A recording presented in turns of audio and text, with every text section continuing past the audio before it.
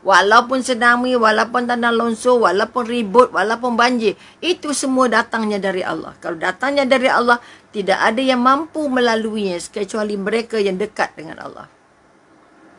Tak ada siapa yang mampu mensyukurinya kecuali orang yang dekat dengan Allah, dan tidak ada orang yang pasrah ataupun kita kata yang redha menerima. Sebenarnya redha dan pasrah itu ada dua makna ataupun ada dua keadaan. Redha maknanya kita terima sepenuhnya tapi kita tetap berusaha untuk membaiki situasi. Okey? Tapi kalau pasrah, kita sudah terima tanpa ujian, tanpa usaha, itu namanya pasrah. Sebab itu kita tak boleh pasrah pada benda yang kita boleh berbuat sesuatu. Tapi pasrahlah pada benda yang kita tak boleh buat. Sebab itu kita kata kita tak tahu tsunami, kita kata coronavirus macam mana perjalanannya, dari mana datangnya dan sebagainya. Maka kita anggap itu, kita kata kita pasrah, hanya menjalankan ujian-ujian, berusaha sungguh-sungguh. Sebab itu sekali lagi bangun kekuatan kita bahawa pasrah semata-mata, tidak berusaha, tidak membantu untuk membaiki situasi, itu bukan namanya pasrah. Itu salah dari konsep keyakinan bertuhannya. Maka kita harus redha. Redha artinya sabar. Sabar maknanya ikhlas. Ikhlas maknanya mampu menerima semua ujian dari Allah, sama ada yang besar ataupun yang kecil. Okey, ini satu perjalanan. Perjalanan yang kedua yang kita kata tadi adalah perjalanan dalam bentuk fizikal. Perjalanan yang membantu kita melihat balik ke dalam diri, melihat balik apa yang ada di sekitar kita, melihat balik keindahan alam. Mari kita tengok apa kita kata. Al-Hafiz Ramhur Murzi dalam bukunya Al-Muhaddis Al-Fashil menjelaskan faedah-faedah perjalanan. Dia menjelaskan satu faedah-faedah perjalanan, terutamanya perjalanan menuntut ilmu dan mencari kenikmatan. Maknanya kita mengembara, kita pergi nak bantu, kita berjalan kerana nak melihat apa agaknya, nak belajar. Itu sebab kita katakan perjalanan menuntut ilmu. Tapi kalau kita menuntut ilmu, tengok macam-macam tapi tak bawa balik apa-apa, tak berusaha memindahkan ataupun membantu untuk mengubah situasi, maka pengembaraan itu juga dianggap kosong. Sebab itu sekali lagi kalau kita pergi ke Mekah, niatnya untuk dekat dengan Allah. Niatnya untuk merasa menjejakkan kaki ke tanah haram. Tapi baliknya tidak membuat dia dekat dengan Allah, kita bimbang sebagai tanda untuk Allah tolak umrahnya. Jangan main-main. Kalau tidak berlaku perubahan setelah satu perjalanan paling suci, tidak ada perjalanan paling suci selain pergi umrah dan pergi haji. Tetapi kalau kita, sebab itu Allah yang akan pilih kita. Orang duit banyak tak dapat pergi. Kadang-kadang orang duit sikit dulu pergi. Sebab ini tempat yang Allah jemput, bukan kita pilih. Tetapi kalau itu pun terjadi, ini pengalaman yang sangat tidak boleh dilupakan kalau kita pergi Mekah ni. Okey, bila seorang pembantu atau seorang pentadbir, masa tu dia jadi tukang sapu, datang salam ke kita, salam dengan Umi. Okey doktor, saya minta maaf banyak-banyak, halalkan makan minum gitu begini. Saya kata, kenapa? Awak nak pergi mana? Okey, dia hanya je, gaji dia entah 10% daripada gaji kita atau 20% daripada gaji kita. Jangan main-main. Saya terus nangis ketika itu. Nangis sebab dia kata apa, doktor, saya nak pergi haji. Saya dapat panggilan pergi haji. Terus saya terus tak tahu nak katalah, sendunya, ya Rabbi. Maka siapa yang membantah bahawa perjalanan merugikan, membosankan, tak payah, tak ada faedahnya, buang masa, buang tenaga, itu adalah pendapat-pendapat yang silap. Walaupun kita pergi perjalanan yang paling dekat, jalan kaki ke, basikal ke, naik kereta ke, naik motor ke, naik kapal terbang, lagilah mahalnya kita kata, maka setiap perjalanan yang kita buat kerana Allah harus membantu kita lebih dekat pada Allah. Sebab itu kita kata yang paling takut naik kapal terbang sebab takut jatuh. Betul ke tidak? Takut kapal terbangnya jatuh, takut macam-macam. Katalah Umi kalau tak payah jauh lah pergi ke Sabah Sarawak aja, lintas Laut Cina Selatan. Ya Allah, Tuhanku, selamatkanlah perjalanan ini. Andai kata ini akan berlaku apa-apa, berlakulah atas darat, jangan berlaku dalam laut, sebab kita tak dapat nak cari orang yang tenggelam. Sama juga pergi ke ke Kapit, pergi ke Lahad Datu. Naik, masa dulu ada kapal terbang kecil yang boleh masuk hanya 12 ke 15 orang. Yang nak naik pakai timbang dulu tu. Ya Allah, pertama kali nak naik sangatlah takut. Kalau dulu dipanggil belon. Naik belon katanya. Ya Allah, sebab kapal terbangnya kecil sangat. Jadinya pakai kipas saja kita nampak apa pilot tu tangan kiri kanan. Semua nampak pilot depan kita je. Jadi ini menambah, ya Allah Tuhanku, selamatkanlah perjalanan ini sebab kami akan melintas hutan tebal yang tak nampak apa-apa. Hutan kalau jatuh terus makan dek rimau je lah kot.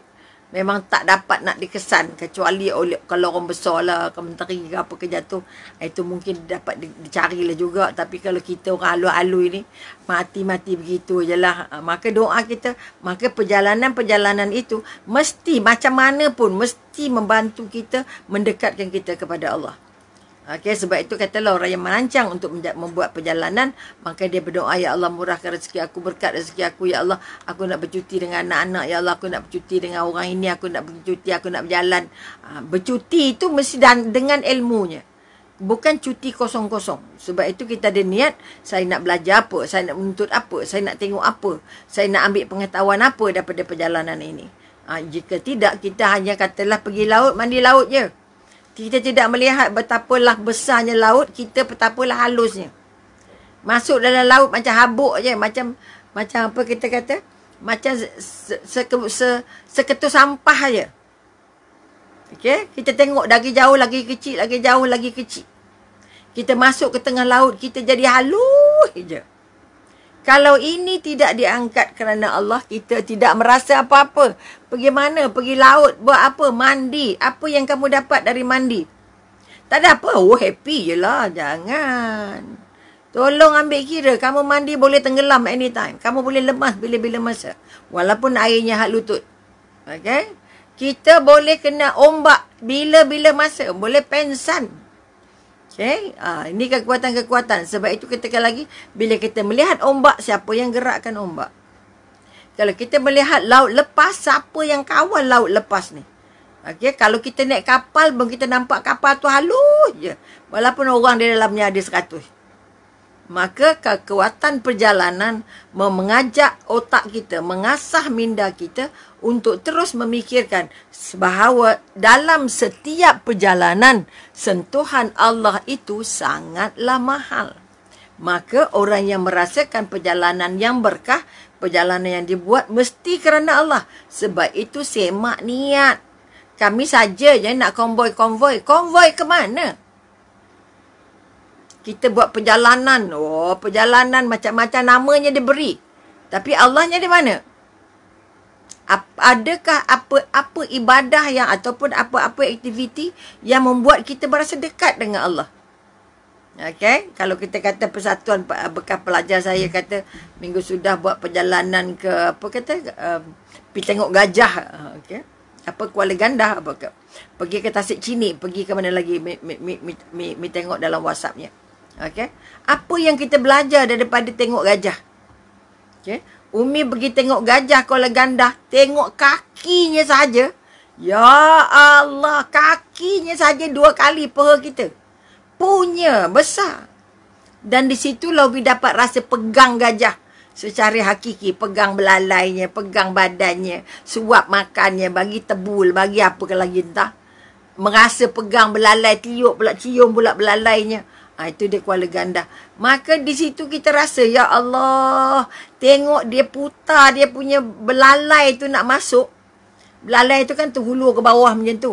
Bila dia ambil makanan tu, dia pusing. Elok je masuknya. Sedangkan belalai tu ingatkan besar batang pokok ada. Tapi rupanya belalai itu tidak ada tulang. Tetapi sarafnya sangat banyak. Mengkaji, baca pula belalai gajah tu. Maka seluruh saraf yang ada pada belalai gajah itu memang urat semua.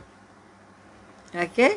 Sebab itu, maka kita kata maha agung Allah, ya Allah. Kalau gajah ni ganas, Masa kita naik tu dia lambung kita. Mati. Masa kita duduk sebelah dia tu, dia tendang kita. Macam kuda. Kuda kakinya kecil tapi menendang pingsan. Tapi gajah kakinya sebesar tiang. Sepemeluk kakinya. Kita pegang dia diam je. Ya Allah. Okey. Makanya kita melihat Allah jadikan dia sebesar-besar binatang. Tapi Allah jadikan dia lembut. Santun. Kecuali yang turun minyak tu lah. Okey. Sebab itu kalau tengok filem Hindustan yang gajah-gajah tu. Ya Allah.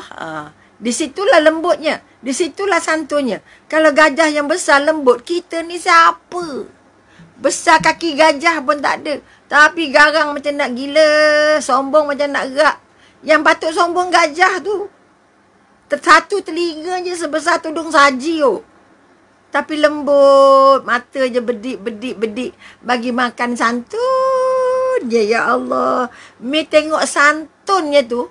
Kita makan macam gegasi.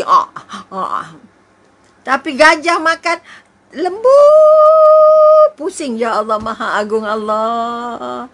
Menjadikan binatang sebesar ini tapi selembut-lembutnya, sesantun-santunnya. Ini contoh yang masa ketika Umi melihat gajah di Kuala Gandah, Pahang. Masa pula melihat, pergi kepada kita lah, sebab kalau kita kata tasik sini, sebab ada projek, ada orang asli dia lintas tasik sini tu. Kita melihat tasik tapi tenteram, panjang, besar pula tu. Cerita ada naga kat bawah lah, ada macam-macam kat bawah. Kita takut tak takut, percaya tak percaya je lah. Ini contoh, maknanya kita melihat, ya Allah, di tengah-tengah daratan ada pula bertasik. Di tengah-tengah daratan adalah pula hutan, ada pula boleh menyeberang lagi. Ada pula kehidupan lagi di kampung sebelahnya. Selain daripada apa kita kata felda-felda tasik sini dan sebagainya. Maka kekuatan yang kita nak angkat, setiap perjalanan mesti membuat kita dekat dengan Allah. Tengok orang berjual saja. Umi singgah di gerai-gerai jual buah-buah tu. Tengok macam-macam PL. Ada orang yang boleh rasa, ada orang tak boleh. Rasa dulu. Lekang ke tak lekang. Ada orang tak boleh rasa. Okay. Ada orang boleh kurang. Tak boleh, ni harga tetap. Wah, macam supermarket. Kita melihat kerenah-kerenah penjual saja. Maha Agung Allah, kamu jadikan ada orang ni kedekut, ada orang ni pemurah, ada orang ni mesra, ada orang ni keras macam batang kayu. Ada orangnya sombong, ada orangnya lembut, ada orangnya santun.